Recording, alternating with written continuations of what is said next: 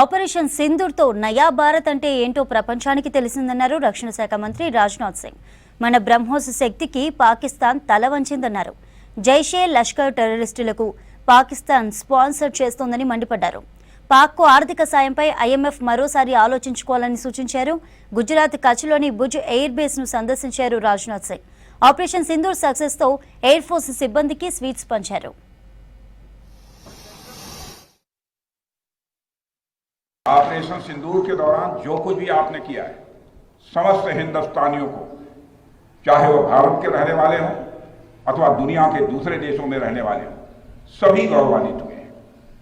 भारतीय वायुसेना के लिए सिर्फ 23 मिनट यह काफी थे पाकिस्तान की सरजमी पर पल रहे आतंक के अजगर को कुचलने के लिए, और वह आपने करके दिखाया है।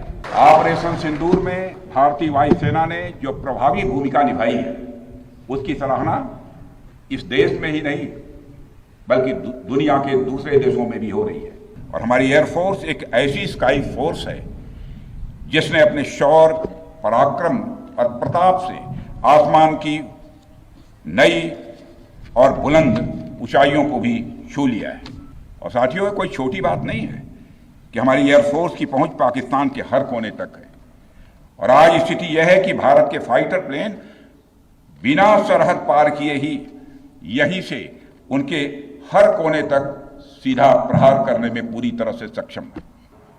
यह संदेश है कि अब भारत केवल विदेशों से इंपोर्ट किए गए हथियारों और प्लेटफॉर्म्स पर ही निर्भर नहीं है, बल्कि भारत में बने अस्त्र और शस्त्र भी हमारी सैन्य शक्ति का अब हिस्सा बन चुके हैं।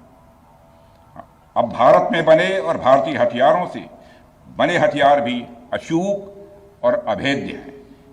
यह पूरे विश्व ने देख लिया है। ब्रह्मोस मिसाइल की ताकत को तो पाकिस्तान ने खुद स्वीकार कर लिया है। हमारे देश में एक कहावत काफी पुरानी है और वह है दिन में तारे दिखना। मगर भारत में बनी ब्रह्मोस मिसाइल ने पाकिस्तान को रात के अंधेरे में दिन का उजाला दिखा दिया है। भारत के जिस एयर डिफेंस सिस्टम की तारीफ हर तरफ हो रही है, उसमें डीआरडीओ द्वारा बनाए गए आकाश और अन्य राडार सिस्टम की जबरदस्त भूमिका रही है। मगर पाकिस्तान फिर से इस कोशिश में लग गया है कि ध्वस्त हुए आतंकी ढांचे को फिर से खड़ा किया जाए।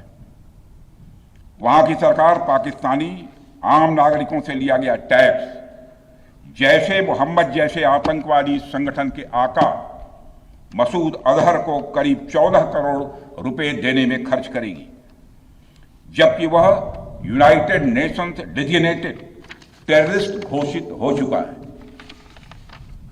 इतना ही नहीं, लश्कर-ए-तोयबा और जैशे मोहम्मद के मुरूद के और बहावलपुर स्थित टेरर इंफ्रास्ट्रक्चर को फिर से खड़ा करने के लिए पाकिस्तान सरकार ने आर्थिक सहायता देने की घोषणा की है।